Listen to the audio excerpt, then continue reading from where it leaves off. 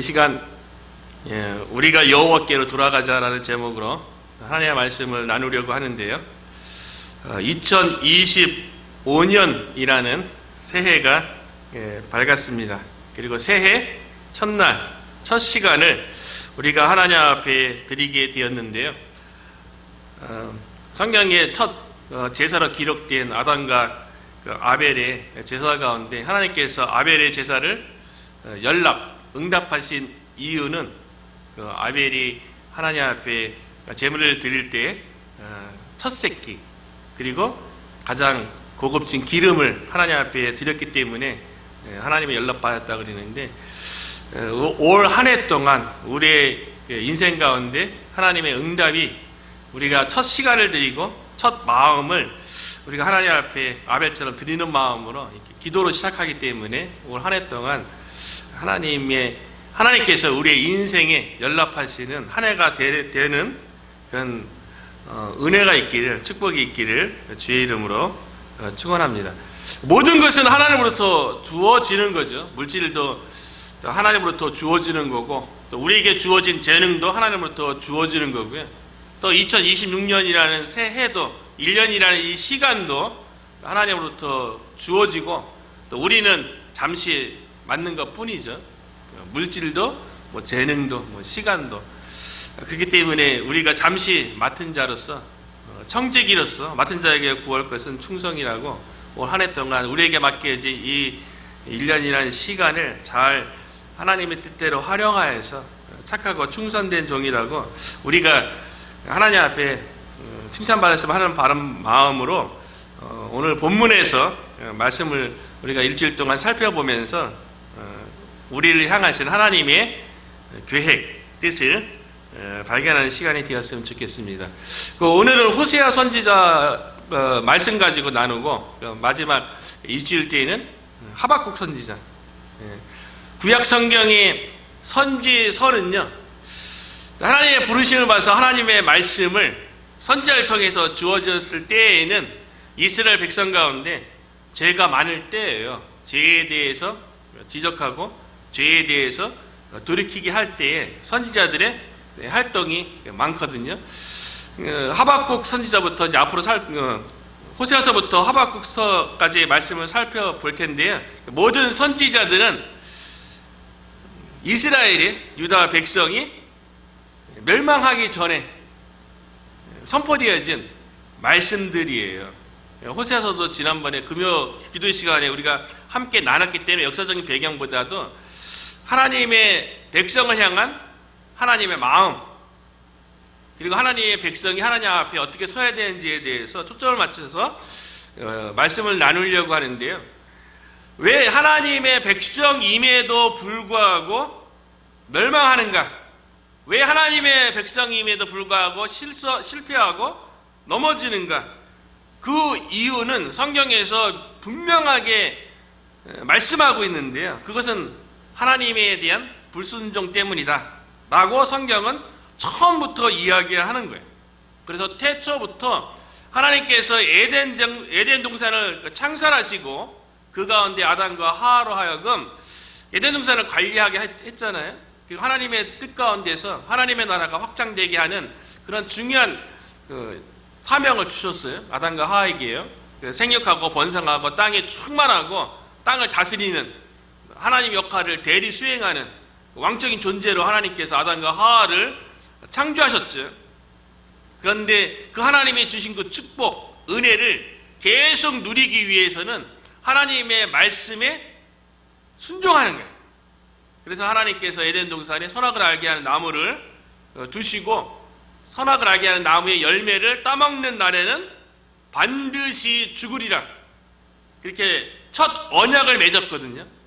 하나님과 아담 사이에 첫 언약이죠. 이 열매를 따먹으면 반드시 죽으리라.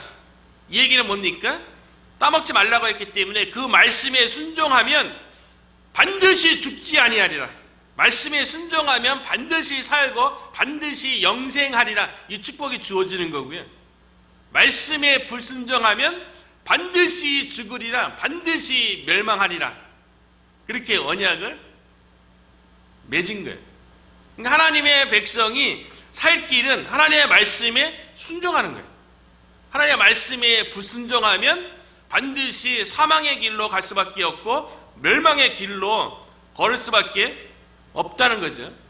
하나님께서 모세를 통해서 이스라엘 백성을 애굽에서 구원한 다음에요, 하나님께서 이스라엘 백성에게 약속한 가나안 땅, 젖과 꿀이는 그 땅, 들어가기 전에 모압 땅에서 모세가 마지막으로 율법을 해석하는 가운데 신명기죠.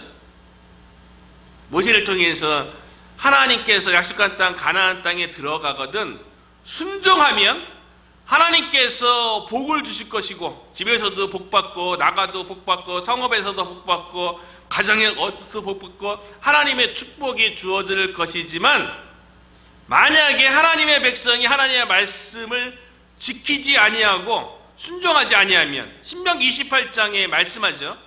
내가 만일 내 하나님 여호와의 말씀에 순종하지 아니하여 내가 오늘 내게 명령하는 모든 명령과 규례를 지키지 아니하고 행하면 이 모든 저주가 내게 임하고 내게 이르느니 내 몸의 소생과 내 토지의 소산과 내 가축의 새끼와 내가 기르는 양떼가 저주를 받으며 필경은 멸망하리라. 하나님의 백성이 복받는 길은 순종하는 것밖에 없어요. 근데 만약에 불순종하면 하나님의 저주가 임하고 반드시 멸망한다는 거예요. 그런데 하나님의 백성인 이스라엘하고 유다 백성이 결국에는 그 멸망의 길로 걷는 거예요.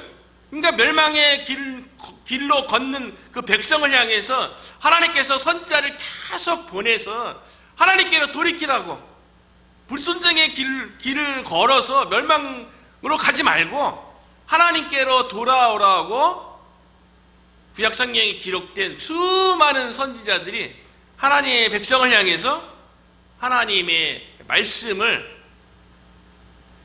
선포했던 거죠. 오늘 호세아서에도 호세아 선지자를 통해서 북이스라엘의 하나님의 백성을 향해서 하나님께로 돌아오라고. 그러니까 뭐 대선지서, 이사야부터 시작하는 대선지서, 그리고 호세아서부터 시작되어지는 소선지서 12권 모두가 선지자들이 외치면 동일해요.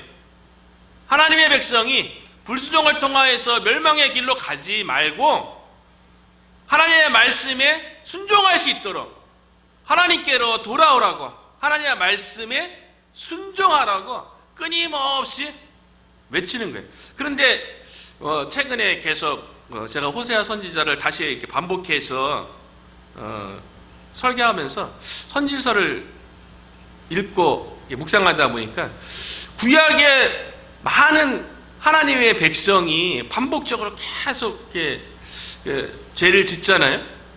그리고 하나님의 백성임에도 불구하고 하나님의 백성답지 않은 모습을 많이 보이거든요. 그런데 왜 그럴까? 지금 호세아 선지자가 활동할 시기는요, 아브람 이후에 1300년 동안 하나님의 백성으로서 살아온 그 시점이에요. 그걸 생각하니까 그런 생각이 드는 거예요. 우리들도 마찬가지죠. 이스라엘이 하나님의 백성으로서 1300년 동안 이렇게 살아왔어요. 우리들도 신앙생활을 1년, 10년, 20년, 30년, 수십 년 동안 이렇게 해오면서 제 자신도 되돌아보면서 이스라엘 백성의 마음을 이해하려고 이렇게 생각하다 보니까 신앙생활이 계속 반복되고 오래되어 보니까 왜 이스라엘 백성은 계속 하나님께서 돌아오라고 얘기함에도 불구하고 왜 돌아오지 못할까? 그게 이스라엘 백성의 문제가 아니라 오늘날 우리들의 문제와 동일하더라고요. 그 원인을 어디서 찾았냐면 그런 생각이 드는 거예요. 신앙생활이 오래되고 하나님의 백성으로서 태어날 때부터 삶 자체가 그런 문화와 환경 속에 살아오다 보니까 타성에 젖는 거예요. 하나님의 백성으로서 형식적인 모습은 보이게 되는데 육신을 입고 있고 육신 가운데 우리가 살아가는 거 아니겠어요? 그리고 세상 가운데 경제 활동을 하고 세상 가운데 세상 문화를 보고 세상 사람들을 보고 그 가운데 살아가는 거예요. 우리들도 신앙생활 할 때 늘 뭐 교회 안에서만 살아가는 게 아니잖아요.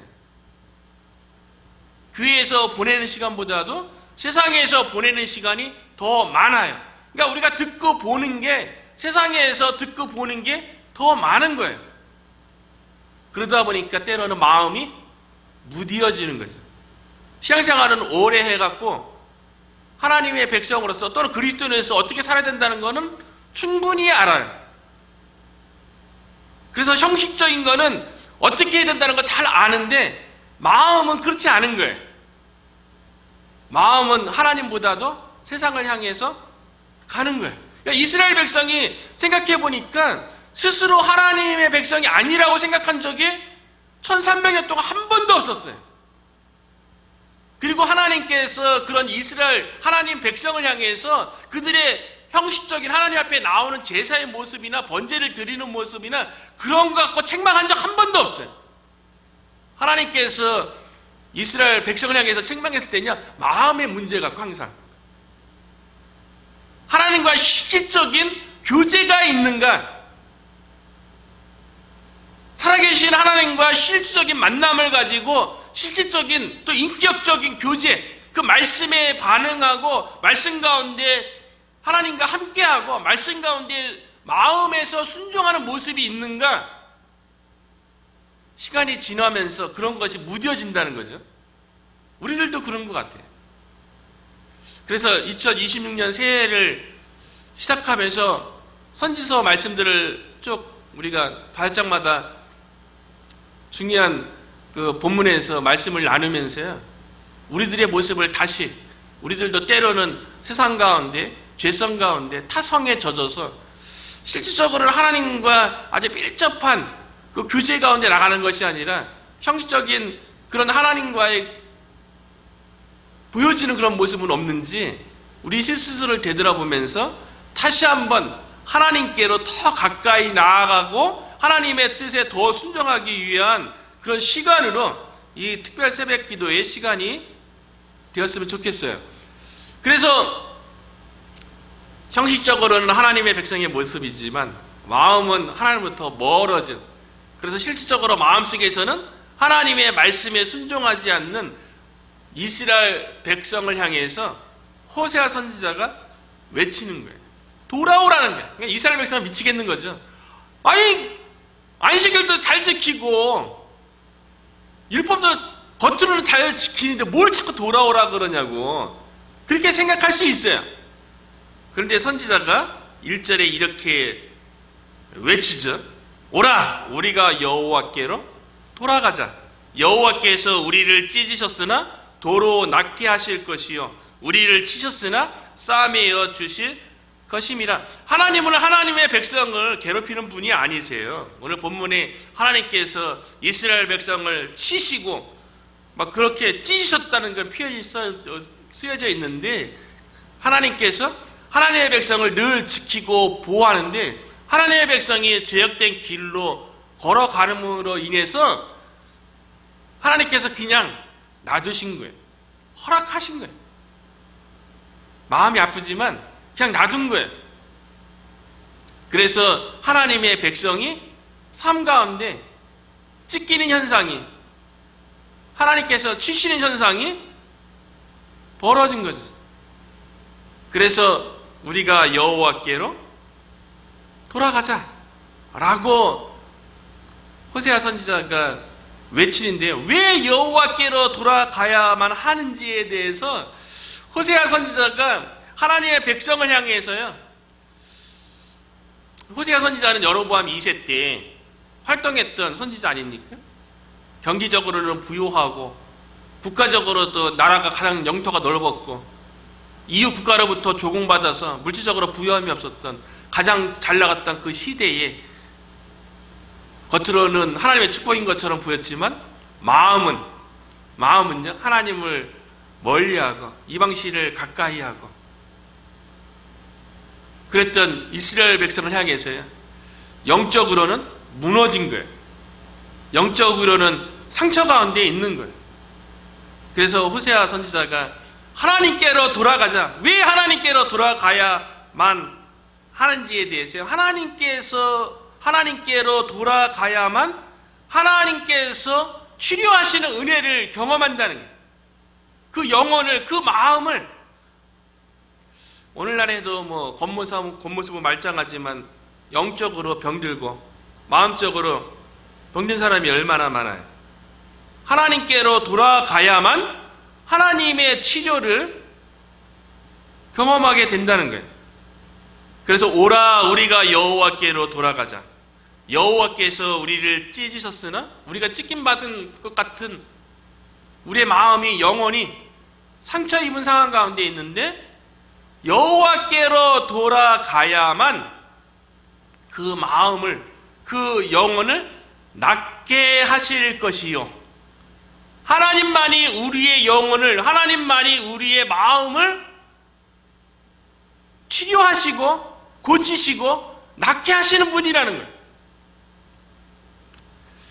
치료하다, 고치신다, 이게 이제 히브리 말로 라파죠. 라파.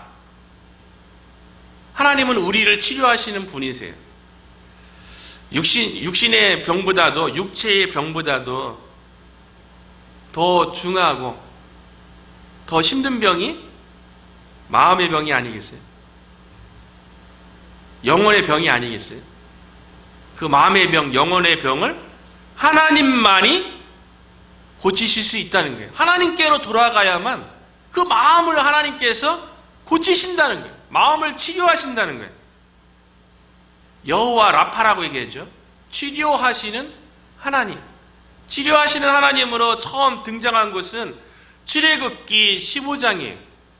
이스라엘 백성이 출애굽을 해서 홍해를 건너고 수르 광야에서 사흘을 물 없이 헤매다가 한 곳에서 물을 발견했는데 그 물이 썼죠. 고통이었죠. 쓰다, 마라, 쓰다, 고통, 이런 뜻 아니겠어요? 물맛이 쓰기도 하고 고통이기도 하고, 우리 인생 가운데 쓴 경험, 고통의 경험을 우리가 겪잖아요. 그때 하나님께서 모세를 통해서 기도를 드리시고 한 나뭇가지를 그 쓴물에 던지라고 그러죠. 그 쓴물이 단물이 되었을 때에 그 쓴물을 단물로 고치신 하나님께서 출애굽기 15장 26절이에요. 너희가 너희 하나님 나 여호와의 소리를 청정하고 나의 보기에 의를 행하며 내 계명에 귀를 기울이며 내 모든 율례를 지키면 내가 내게 내린 질병 중 하나도 내게 내리지 아니하리니 나는 너희를 치료하는 여호와임이라. 치료하는 여호와임이라.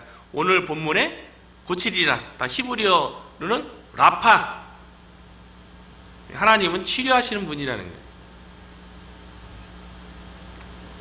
마음의 상황과 마음의 아픔을 하나님만이 치료하신다.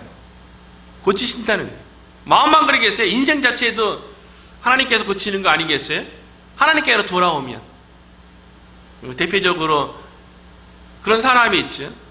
룻기의 나오미의 가정이 베들레헴에 기근이 들어서 모압 땅에 잠시 머물렀다가 10년 만에 모든 것을 다 잃었죠. 남편과 두 아들을 잃고 모든 재산을 잃었을 적에 나오미의 인생 가운데 어떠한 상처가 있겠어요? 남편을 묻었어요.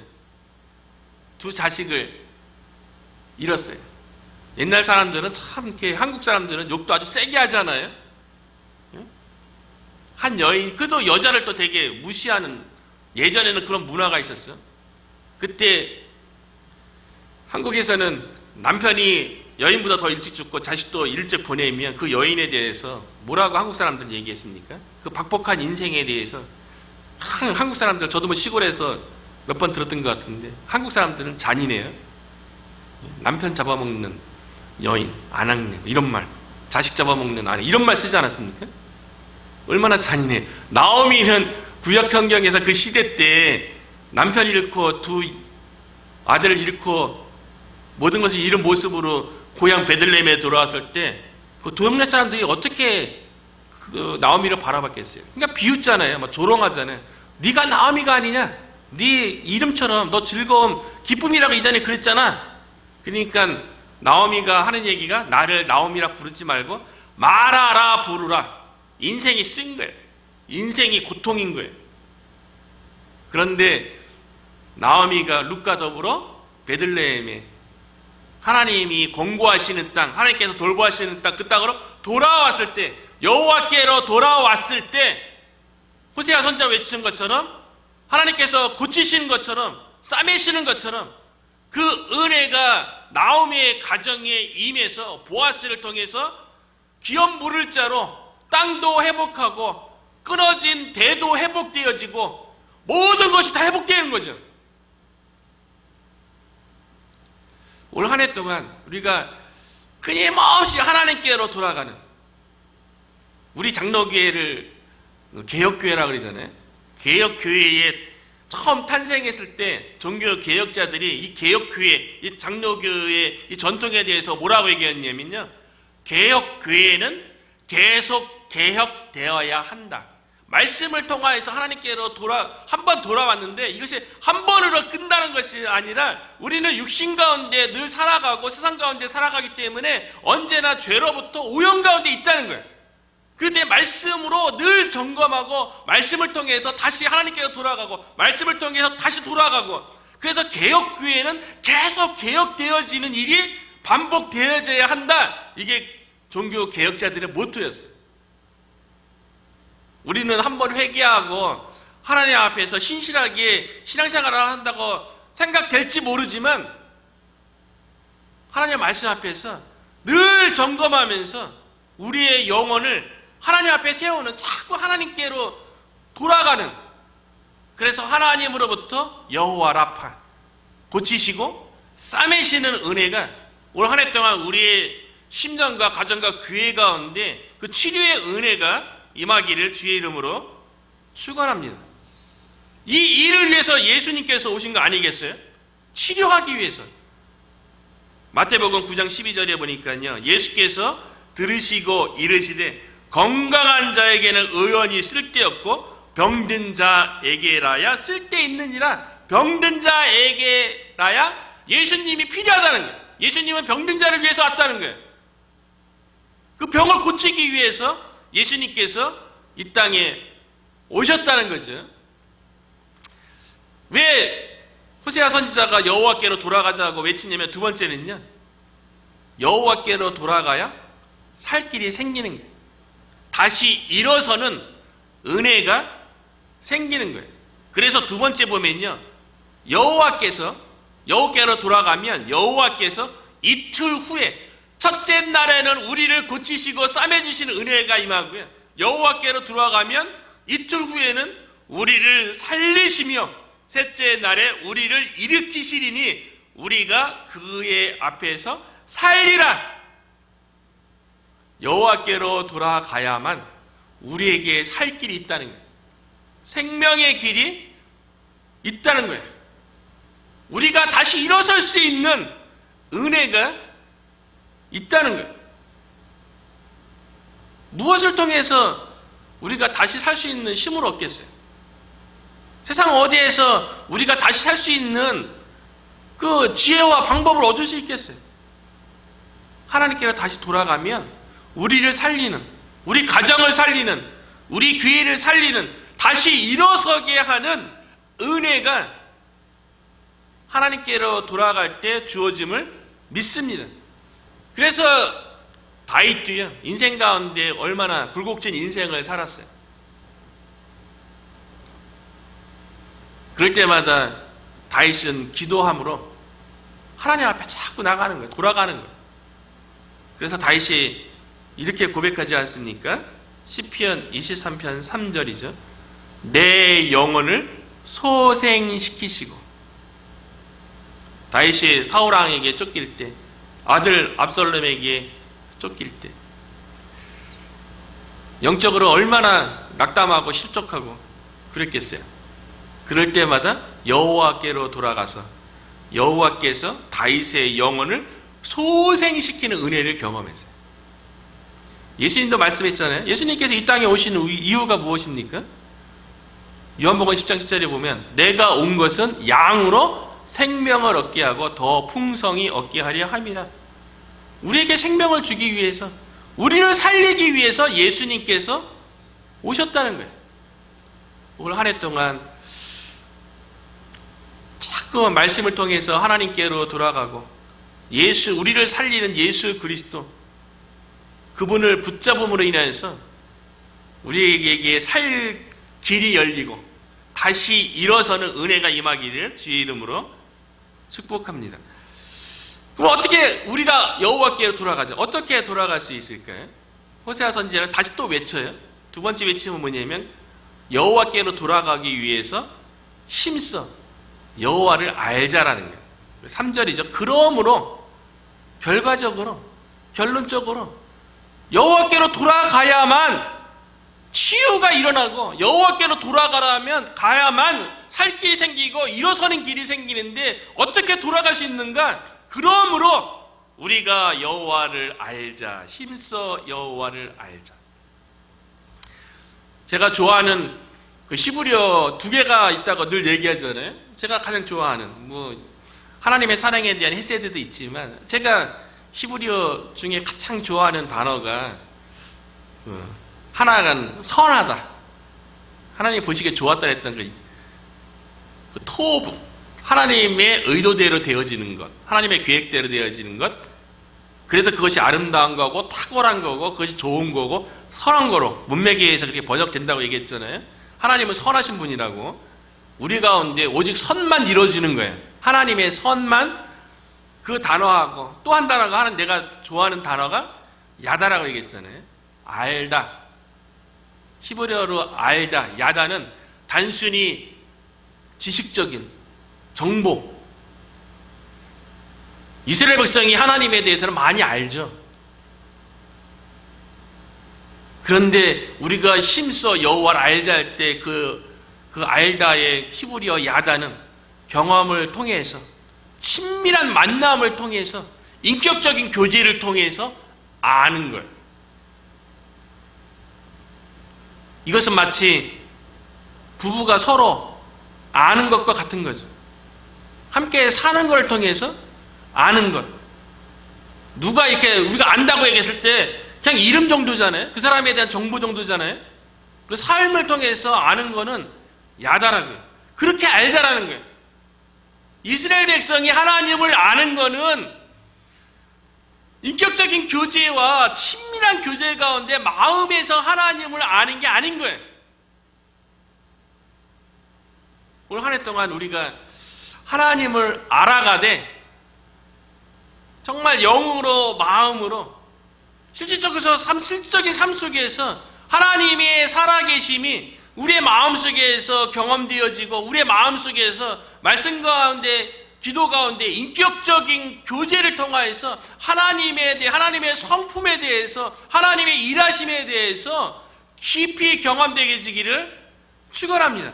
그렇게 여호와를 알자라고 호세아가 외치면서요, 그렇게 하나님을 인격적으로 경험을 통해서 알게 되면 하나님의 나타나심이 새벽빛 같이 어김없이, 새벽은 반드시 오는 거잖아요. 우리가 인격적으로 하나님을 알면, 하나님을 인격적으로 만나면 하나님이 우리 가운데 나타나는데요, 새벽빛은 어둠을 몰아내고 밝음을 가져오는 게 새벽빛이에요. 어김없이 우리를 향하신 하나님의 계획과 뜻이 무엇인지 구체적으로 분명하게 깨닫게 된다는 거예요. 우리가 하나님과 인격적인 교제를 나누는 가운데 우리의 삶을 향한 하나님의 계획, 그것이 궁금한 거 아니겠어요? 뜻이 무엇인지 그거 궁금한 거 아니겠어요? 그런데 힘써 여호와를 알면 새벽빛 같이 하나님이 나타난대요. 그와 같은 은혜가 우리 가운데 있기를 축원합니다. 그리고 땅을 적시는 늦은 비같이 우리에게 임하겠대요. 늦은 비는요, 이스라엘 백성이 그 농사 지을 때에 추수전에 임하는 하나님의 축복을 얘기하는 거예요. 하나님을 인격적으로 알면 늦은 비가 임하는 것처럼 삶 가운데 하나님의 축복, 부흥, 회복이 반드시 주어진다는 거예요. 그렇기 때문에 호세아 선지자가 결론적으로 얘기하는데요. 이스라엘 백성으로서 겉모습은 늘 하나님을 섬기는 모습처럼 보였대잖아요. 근데 하나님께서는 그 겉모습이 아니라 형식적인 종교 생활이 아니라 영이 변화되어지고 마음이 변화되어지고 속 사람이 하나님과 인격적인 만남을 가지는 것을 원한다는 것을 결론적으로 6절에 이렇게 얘기하는 거예요. 호세아 선지자가요. 나는 인애를 원하고 제사를 원하지 아니하며 번제보다 하나님을 아는 것을 원하노라. 겉으로 드러나는 제사, 겉으로 드러나는 번제, 이스라엘 백성 그것을 어긴 적은 한 번도 없어요.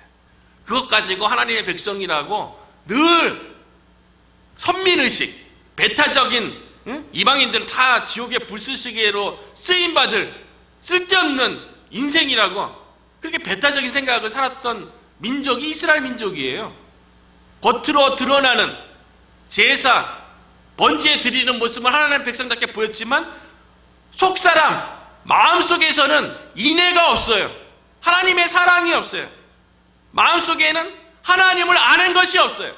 그런데 하나님을 진정으로 하나님의 백성에게 원하는 것은 오늘도 마찬가지로 원하는 것은 뭐냐면 겉으로 드러나는 제사나 번제 같은 모습이 아니라 마음속에서 살아계신 그 하나님과 실질적인 인격적인 교제를 나눔으로 인해서 우리 안에 인애가 있는 하나님의 사랑이 있고 하나님에 대해서 실질적으로 경험하는 하나님을 아는 것,